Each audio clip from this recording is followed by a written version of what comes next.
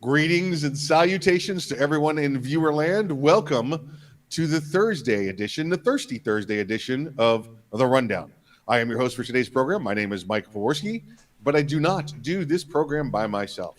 No, you do not, Michael. My name is Craig DeLuz. I'm coming at you from the West Coast. That's right, from behind the Iron Curtain, otherwise known as the Sierras in California, bringing you, news from an anti-gun state. There you go. There you go. Craig, now we're both hosting today, and neither one of us hosted yesterday. No, we did not. No, we did not. As we've talked about and pontificated on the show before, being entrepreneurs, sometimes you are, how shall we say, you got to serve your clients, and unfortunately, that meant serving them during the time that we're normally serving you. Sorry, guys. Yep. Yep. We were otherwise decisively engaged. That's how I like to say it. Otherwise, Yep. decisively engaged. I like that. I like that. So how was your otherwise decisively engaged day, sir? It was good. It was a very productive day. Got a lot of stuff done. Doing some work on a couple of different websites. Anyway. Business is booming. We'll just put it that way. There you go. There you go. There you go. Yeah, I spent the majority of the day with the boss, taking care of him. So it was just one of those things where we had to do a lot of work. Couldn't get away. So, but all good stuff. Pays the bills, right? Definitely good stuff. And it's funny how news hits like on days when you're like not on, doesn't it? Yes. Right. Exactly right. Those days you're looking for stories to do, and you're sitting there ready to go, and you can't find a single one. And the day you can't get to it, it's just a flood of stories. Yeah. Flood o stories. So Yep. with Yep. that, I think we Exactly. should get right into it. Let's do it. Let's get our first flood going. Uh, Craig, here's one that's is sure to get us banned again on the YouTubes.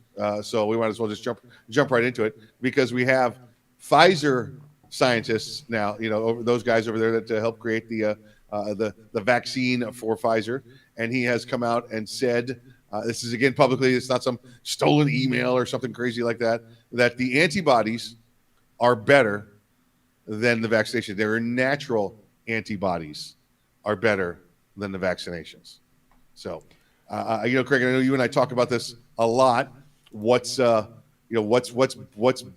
than one or the other? The vaccinations or the natural antibodies. We've already talked about. We've had some doctors say, many doctors now saying, if you do get the COVID after you've had it, don't go get the vaccination because your natural antibodies are going to be stronger. They're going to last longer. And when you put the vaccination in there, you're going to get this low level fight inside your body, which makes you feel miserable for an extended period of time. We also know, looking at hospital numbers, Craig, that the numbers are switching.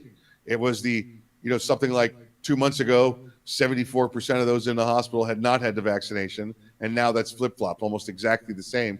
The numbers I saw said 76% in the hospital now had the vaccination for COVID. So, this just goes to say, show Greg, like we've been talking about for a year and a half now, right?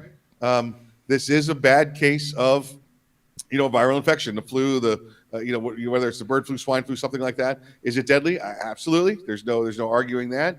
But now, since the artificial panic has gone down and facts are starting to come out, we're knowing what we knew all along. We're knowing what we knew 10 years ago. We're knowing what we knew 50 years ago, that natural antibodies are stronger than vaccinations. Well, it's funny because you're right. This is kind of an obvious thing. It's something that has been said, even from the very beginning. It was said that once you got it, those are going to be strong. And then once they started introducing the vaccine, even then it was like even the average everyday scientist or epidemiologist, whatever you want to call them, were saying that the natural immunity is going to be strong. And now they're finding in study after study that it's actually stronger. And even Pfizer's admitting that natural immunity is stronger. Now, don't get me wrong. If it is, you are less likely to wind up in the hospital when you get COVID, because all of us are eventually going to get it. If you've had the vaccine, it's less likely that you're going to wind up in the hospital. But even then, the chances of you winding up in the hospital, in particular if you're young and you're healthy, is very, very slim. But you're going to wind up, but if you do get it and you don't have the vaccine, you're going to have a better protection against future strains. And one of the funny things, you have people saying, well, strains mutating, you don't know if it's going to have an effect or not. Well, guess what? The same exact thing can be said of the vaccine. It's just there's so many instances where we are not following the science. And I just, you look at the best example of not following the science is Dr. Fakey. I don't know if you know, they're making a special on it. They're doing a documentary on him. And in the documentary, they have him walking down the street outdoors with a mask on, even though we know there's no documented cases of people getting COVID-19 outdoors. Oh, by the way, a fully vaccinated Dr. Fakey outdoors wearing a mask. And yet we're supposed to believe that he's supposed to be the perpetrator, the deliverer of the quote unquote truth. Is he wearing a life jacket? No, but he is wearing a very heavy parka. Oh, or at least okay. what looks like one. I don't know. Okay. But I'm from California. I don't know what a heavy coat looks like. I visited the first time I visited Chicago was in the middle of winter. Right. And I had what I thought was a heavy coat on, and I got out of the airport, and that Chicago winter wind took my coat and was like, "That's no jacket." Yeah. Just laughed right at it. Ha ha ha! I've got this one.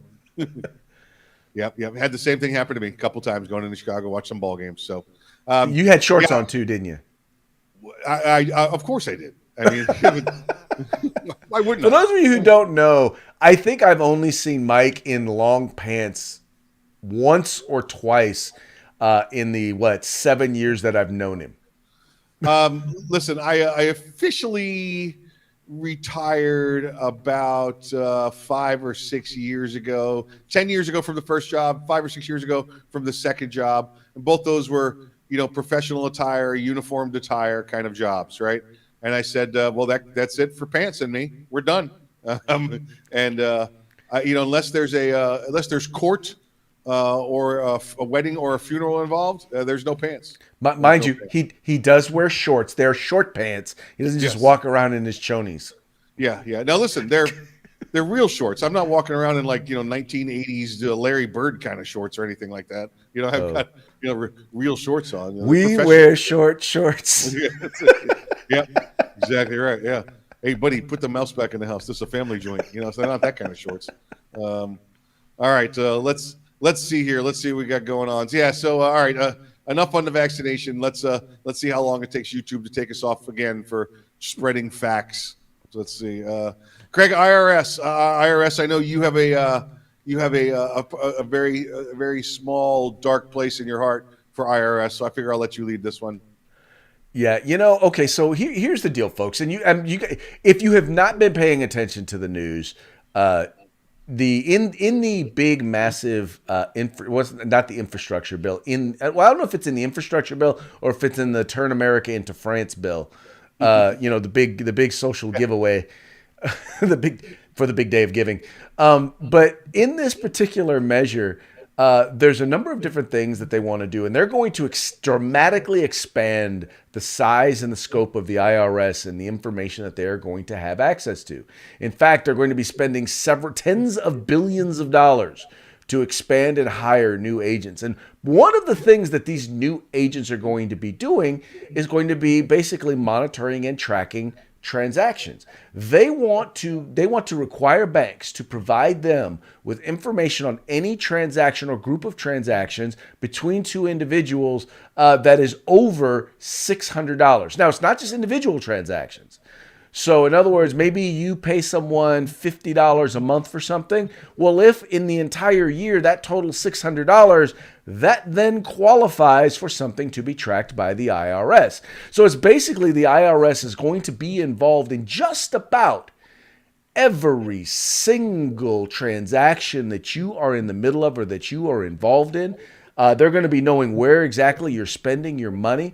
And Mike, if this is not the biggest invasion of privacy, I don't know what is. I mean, think about this. So in other words, right now, in certain cases, they can't get the names of donors to certain nonprofits that they don't like, right? Groups that advocate for things that they don't like. Well, if you donate more than $600 to them in a year, your name is now going to go on a list. And we already know from a number of different leaks that people's financial information, including, for example, the President of the United States, Dun, dun, his dun, dun. his tax information has been somehow was somehow leaked to the IRS. Imagine them being able to get a copy of all of your information and say, okay, these people donated to this cause which we don't like, so now we're going to dox them. That's what this information is going to be used for. Just folks, to give you an idea of how ridiculous this number of 600 is, the current number for mandatory IRS reporting is $10,000. $10,000. So if you go to the bank and you have a transaction, whether it be a withdrawal or a deposit of over $10,000, then the bank has to do a special little notification, send it off to the IRS, and they can track it or eat it or do whatever they want with that notification. Now it's 600. Craig, this is half my bills during the month are over $600. Your mortgage payment, your car payments, that kind of stuff. This is ridiculous. I, as a business owner, Craig, routinely do transactions of over $10,000 a week now, and I've had to modify and adjust how I do my banking, because if I do a $10,000 transaction every week, I have a security clearance still, and I get people that knock on my door and want to know why I'm doing transactions that large, and I have to tell them it's the business, and then they go, "Oh, okay, sorry, thanks." But now, if you're going to make that for every person out there for doing every transaction, it's going to bring the system to a halt. It's going to bring banking to a halt. It's going to make banking ridiculously expensive again. It's going to force people to keep money in cash in their mattresses again. It's going to lead to distrust in the banking system and in the government. And Craig, remember what happens when that happens, right? Remember what happened when we started to lose faith in banking systems just about 100 years ago? Yeah, it's called anarchy, folks. No, you're right. And a lot of people don't really understand that, when you start getting into every report, someone has to be paid to put together these reports. Someone has to do it and provide these reports to the IRS. And that costs the bank money. And the IRS isn't going to pay for that. You and I are going to pay for that. All of a sudden, the cost of our banking is going to go through the roof. Just because, once again, they have to turn around and they have to prepare these reports. The cost and the time, So Right. not only is it going to cost more to bank there, but now, again, folks, I have to deal with this all the time. If I'm making a $9,999 deposit, I'm in and out in 5 minutes. If it's $10,001, it's a 15-minute transaction. It's going to take. That means somebody's doing a $605 transaction, that they're going to be 15 minutes in line. You ever waited in line in the bank? You ever had somebody take more than 2 minutes in front of you? You're ready to cut their legs off. You want to get. I stopped in here. It's supposed to be a fast bank. It's going to create anarchy, and it's going to create businesses that only deal in cash. Well, you get happens when you only deal in cash. Yeah. Well, it's funny because you get people who say, well, if you're not doing anything nefarious, then what's the big deal? You shouldn't worry about reporting. Well, no, but that's not how our system works. Our system works is that you only get to search me if you have reasonable suspicion to believe that I have committed a crime. You don't get to just search me and then all of a sudden, if you have no reason to believe I've done anything wrong, and if giving someone or doing a transaction with someone for $600 in a year is reasonable suspicion, well, then we got a problem here. Yeah, and again, listen, I'm not even sure I'm concerned about that amount because, hey, you know what? You think that I did something nefarious with over $600? You know what? The burden's on you. You go prove it. I don't care.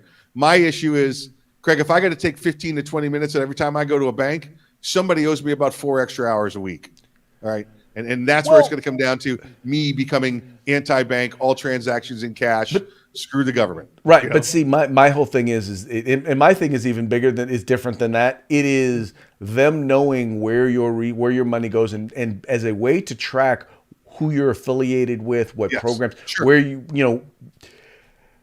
as the government starts to establish enemies, and go look at a list of the organizations that are considered hate groups by the Southern Poverty Law Center. Now, there are some hate groups on that list, but there are also a number of groups that you and I know, that you and I recognize, like, well, let's see, Gun Owners of America, right? Yeah. That we know that are solid organizations that support our fundamental rights. Yeah, all of a sudden, if you donate to them a certain amount, you now go on an enemies list. And it's that sort of stuff that worries me, because you look, the IRS already went after conservative organizations once under the Obama administration. This way, they're going to be not just be able to go after the organization, they're going to be able to go after their donors. Yeah. Yeah. Let's see. That's they're if they have to write it, if they get more than 21 memberships in a day, they're over the $600 bin. And I bet you Right. they don't make their deposits every day, you know? Right. So yeah, that means GOA and Second Amendment Foundation, NRA, everybody's going to be on that list where they're making those deposits Or for more anyone than who $600. donates more than $600 to them. Yeah, yeah, and any singular, yeah, exactly, right, yeah. Exactly. So, anyway, there's that. Anyway, it is just the ultimate of being able to track and create enemies lists for them to come after us. Yep. Oh yeah. It's exactly what this is. This is Big Brother getting bigger and bigger, and Little Brother getting smaller and smaller.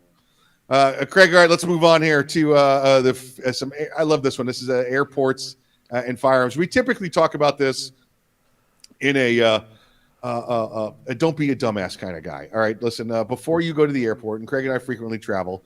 Before you go to the airport, check yourself. Check yourself multiple times.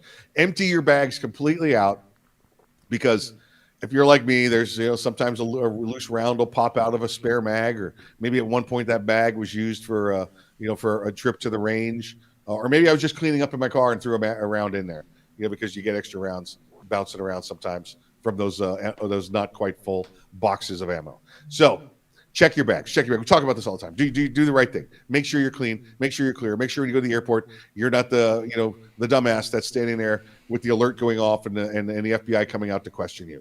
You don't want to be that guy. All right. So that's the first part of this. That's where we usually go with these stories. Well, in Pennsylvania now, the federal U.S. Attorney's office there outside of Pittsburgh has decided they've had enough. They've seen a couple of stories in the local news that says Pittsburgh man or Pittsburgh woman, detained after firearm found in check or carry-on bags. Well, each airport's different. Each airport's security official, and it's the assistant federal director for law enforcement at each airport, sets those policies for TSA, whether it's they go to jail, they get a fine, whatever it happens to be. So, and their job is to, make sure the firearm doesn't get on the airplane. Then they issue a fine in very, very limited circumstances. If there's, evil intent that they can prove, then they could be facing prison time. For the most part, Craig, I'd say 80 to 90% of everything I've looked at says, here's your fine, or take your gun back to your car. Okay, don't be a dummy. Well, the feds there, the U.S. Attorney's Office has decided that's not enough. So if the locals or the TSA get these guns, they're now going to be contacting whoever issued the firearms carry permit or the firearms owner permit from that individual, and working with, this is the Fed's words now, working with that issuing official to get their firearms permits revoked. Well, okay. So first of all, my philosophy is what I do. I have separate bags that when I go to whether it's the range or something like that, that I put my firearms in. I try never to put my firearms in my normal traveling stuff so that sort of stuff doesn't happen. But even with that, I still do exactly like you said. I check through my bag. I look through my bag in order to make sure, because one round of ammunition will get someone losing their mind. Yeah, Over absolutely. you calling you a terrorist for having one round of 22 LR in your bag.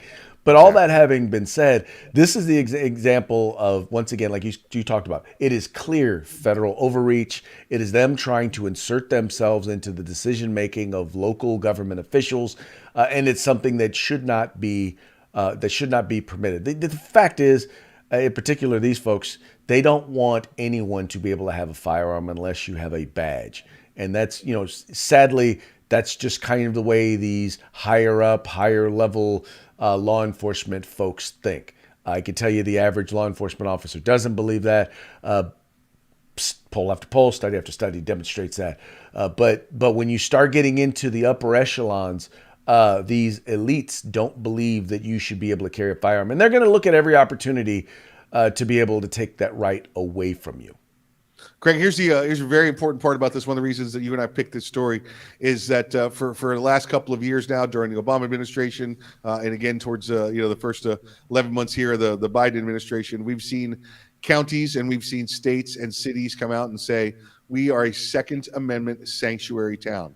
We're a Second Amendment sanctuary town. Now, most of that was clearly symbolic because those said we will not allow any federal overreach to violate our Second Amendment rights. Now, there wasn't going on, right? So this was a statement to the feds that says if you come to my jurisdiction and try and overstep your bounds on the Second Amendment, we will not comply and we will help you outside. We will help you leave our jurisdiction. All right. This is what that is now. Right. This is a step. This is the feds coming down and saying, just like you said, Craig, we are here to stick our nose in your local government affairs concerning firearms ownership. Well, now, if you're a Second Amendment sanctuary county, you've got the law on the books that says, "Hey, feds, out the door's right over there. Go that way because you're not welcome here.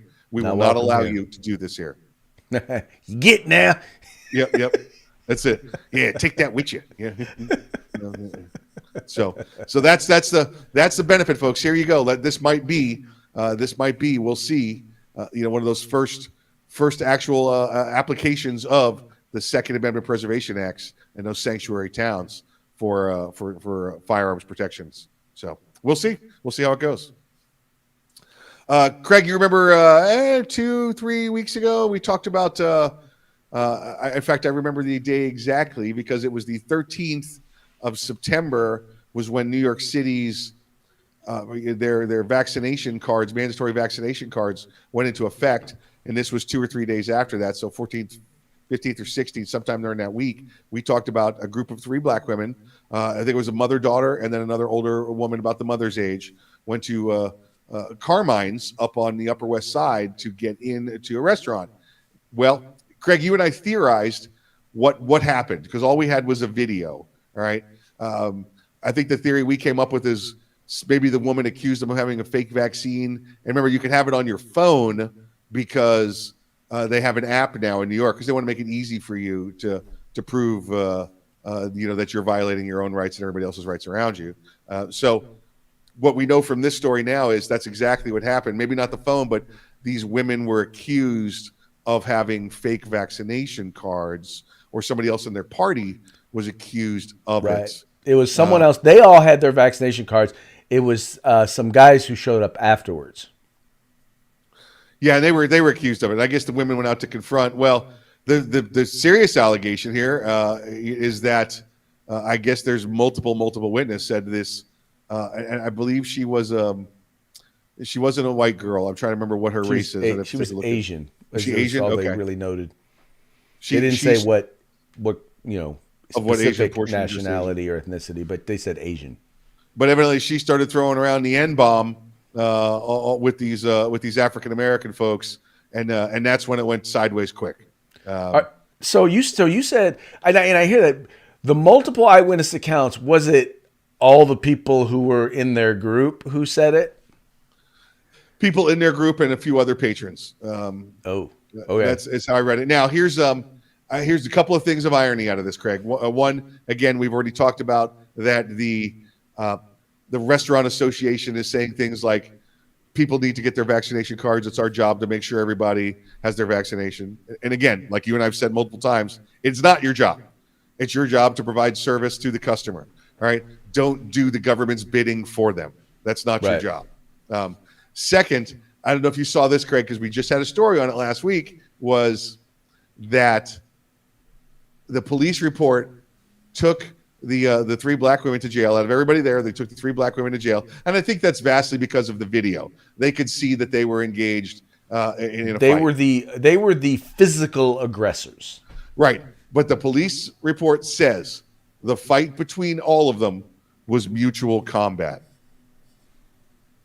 Mutual combat. We just saw a story out of Chicago last week, Craig, where a group of gang members shot another group of gang members who shot back at them. One, I believe, killed and others severely injured. and the city declined to prosecute, declined to press charges because it was mutual combat. Well, you know, and that, by the way, that's a whole nother story that we're not talking about. A lot Yep. of these George Soros elected district attorneys, that's Yep. what they're doing. They're not prosecuting people who are going around and killing people because they're calling it mutual combat, and they're refusing to prosecute. Yes. Yeah, they're not prosecuting. Let's be clear on this too. They're not prosecuting minorities and criminals. They're not Right. prosecuting people that they can earn their votes from in the community. Wow. I mean, and by the way, this is shocking. We'll talk a little bit more about this maybe in Yeah. tomorrow's episode, but it is crazy. As a matter of fact, you know, that's what we should do. We should find instances and let's talk about each one of those. That would actually be a great show. Just Yeah. point these things out because here's the thing, folks. Number one, like Mike said, they're picking out specifically people of color, and they are the ones who are in the end not being prosecuted. Now, if you were to defend yourself because someone attacked you, if there was anything wrong with any instance of your instance of self-defense, even if you just brandished a weapon, like, oh, I don't know, in like McCluskey did, you're going to be arrested. Yep. Yep. But if it's mutual combat, well, let me clarify. If you're a person of color, or if you're gay or trans, or you're one of the other numerous victims groups, then you would be considered. It would be considered mutual combat. Yeah. Ridiculous. Ridiculous. All right. Let's move on. We will do more research on that. We will get you more instances, and perhaps, like Craig said, we'll get you a full show out of that. So, let's talk about Craig. This one just kind of irked me about again the media, the way they respond. There's an elderly black woman. I believe she's about 80 years old in Texas. She cannot vote, and of course the story is black woman barred from voting. Crap. By the way, this woman. Now that real IDs in effect, folks, if you don't know what real IDs are, and they come as a result of 9/11, getting true government verified IDs, to make sure they're verified more than just by, going into the county clerk, throwing them $20 and getting an ID. You've got to have actual proof. You got to have a birth certificate. You got to have a passport. You got to have something that's actual proof of who you are. It's no longer the days of, I made up a name and I went down and got my own ID, so I could drink and then I kept the name. It's much more than that with the real IDs. Well, this woman says she doesn't have a birth certificate. She says when she was born, she was birthed by a midwife, so she doesn't have a birth certificate. Well, somewhere, Craig, into 80 years, she decided never to go get a birth certificate. She has her driver's license, but it's expired, and they won't give her a new one until she gives a birth certificate. She has a couple other forms of ID, but as she says in the story, they won't give her a new driver's license with that. And then the goal is to vote, not to drive. Okay, the goal is to vote, not to drive for her. And the state has come on board, the state of Texas, and said, listen, all you got to do is bring that old driver's license down and one of those other forms of IDs that you just said you had, and we'll give you a voter identification card. And that voter ID card is all you need to vote. And I don't drive, so I can't get there, so you're not allowing me to vote. So she wants to vote from home, Craig, but she can't get to the place to go get a voter ID. And so she says it's anti-race, or it's racist, and the laws are anti-black people, so they can't vote. It's restrictive laws. They're trying to take the vote from minorities. Well, so my question is so in other words, that is something that happens only to black people. So only black people who are 80 years old were birthed by midwives and therefore don't have social security card or don't have birth certificates, right? Only black people at 80 years old don't drive. So therefore cannot get to the DMV. But the other thing is that I'm figuring that she's able to go anywhere else. She was able to tell you what, how about this? How about the news reporter who showed up to her house to do the story? How about they give her a ride over to the DMV over to the thing where she can get her ID to be able to vote? What about that? Why can't they fix that? Or why can't her local Democratic Party? Because they're willing, they used to drive them to the polls. They used to drive their folks to the polls. Why can't they do it? I mean, if you want to vote, you can vote.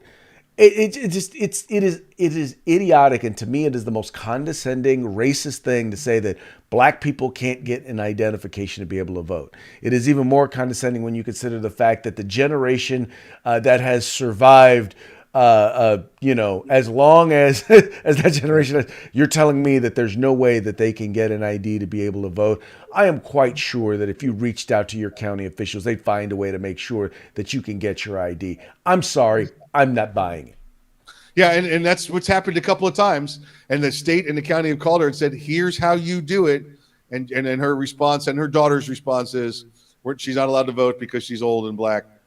It's just, Craig, like you said, it only happens to black people that get to be 80 years old and they can't vote. No, it's just those are only those are the only stories that the media will cover is the elderly black people that have not figured out how to get down to the elections office and get the free election ID, election ID that they have waiting for her down there. So, well, of course, because it's racist. Optics, media, it's how it works, right? This is again another one of them states that made voting more secure, expanded voting hours, expanded the methods you could vote, but all of a sudden, that's racist. That's racist. Yep. So, Craig, let's move on to our parting shot, or as I would like to think of it, our parting 10,000 shots.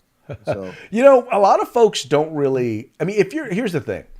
Now, I won't say how many firearms I own, but needless to say, compared to my friends in the gun community, I have a starter kit. But if you talk to the average person, a person who's nothing about firearms, they think I have an arsenal, right? You see repeatedly in stories where they talk about so-and-so was found with an arsenal of firearms that included maybe 3 or 4, and hundreds of rounds of ammunition, as if it's a lot. But now, if you're in the gun have those community, on me every day. So yeah, what'd you say? I typically have those on me every day. But if you're in the gun community, if you're someone who participates either, whether it's in the shooting sports, Wait, did you say the gun community? I'm going to interrupt you there. No, go ahead. Did you say the gun community? The Second Amendment civil rights, the gun community. Oh, yes, I gotcha. said the gun Okay, community. all right, just checking. All right. What'd you think I said? I thought you said gun community, and you know how I feel about gun community. That's a trigger word. I know. Well, not everybody who's a gun owner is in the gun community. Correct. There you go.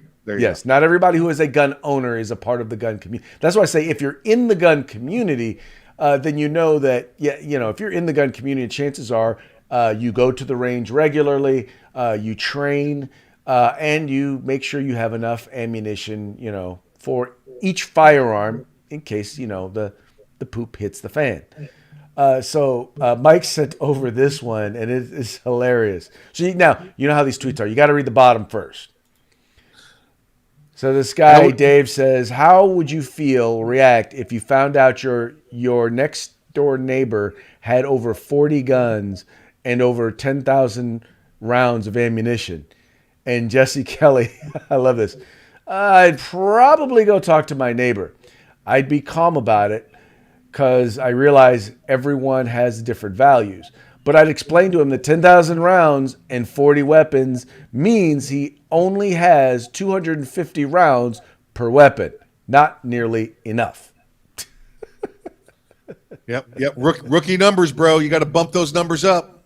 Well, okay, yes, I agree. I completely agree with that. But the thing is some of those firearms may be just collectibles.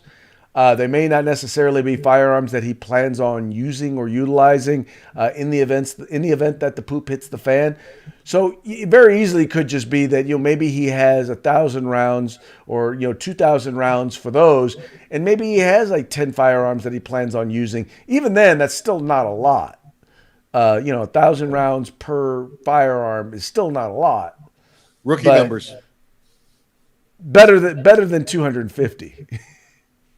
Still needs to bump it up a little bit. Yeah, you got to bump them numbers up, bro. You got to bump those numbers up. That's rookie numbers. Yeah. I know, but that tell won't me, get you through the first day of the battle. It won't get you through the first day of the battle. We'll just say that. Yeah. Well, that is in fact good. So let me ask you something. So I'll just throw this out there. Do you think it's better to have like multiple weapons or to have one weapon with multiple rounds of ammo? Well, not multiple rounds, multiple magazines, like a gang of magazines.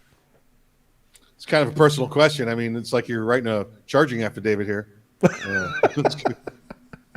Well, not it's sure just what you always see in the the reasoning movies is. where the dude is walking around and he's got like, well, first of all, in the movies they have like 300 round magazines in these Right, right, handguns. right. Yep, yep. And by the way, every magazine for every handgun fits their handgun, no matter Yes, the yep, caliber or anything. yep.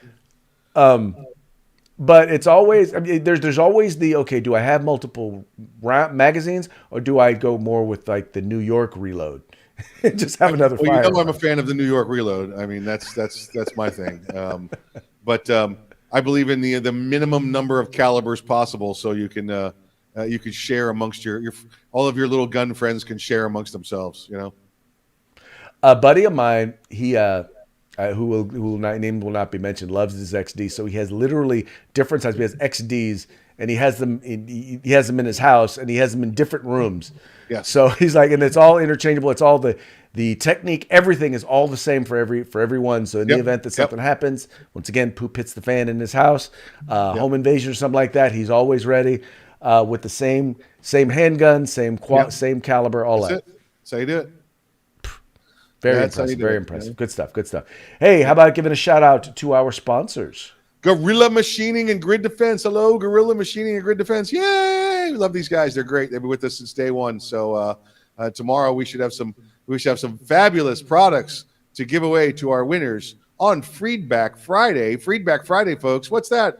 That's when you get to get involved with us and give the best comments, best questions, and we should have a live guest with us tomorrow. And we don't want to spoil it yet, but we'll just say that tune in tomorrow to see another three-way here on the Rundown.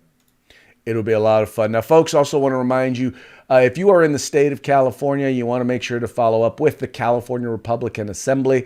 They are California's oldest and fastest growing and largest conservative organization, advocating for your right to keep and bear arms, advocating for limited government, and working to elect politicians who are going to actually, advocate for those values. I always say this: if you're not part of the solution, you're part of the problem. Don't be a part of the problem. Become a member of the California Republican Assembly today. Anyway, folks, that's going to be it for today's program. We very much appreciate you tuning in.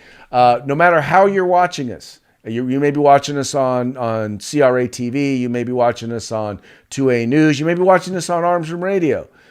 But folks, you got to make sure, like and subscribe. Check out our YouTube channel. Make sure you go there. therundown.us will take you there. Make sure you're also liking us on Facebook so that you can follow us there as well. Like, share, subscribe. You like us, we'll like you.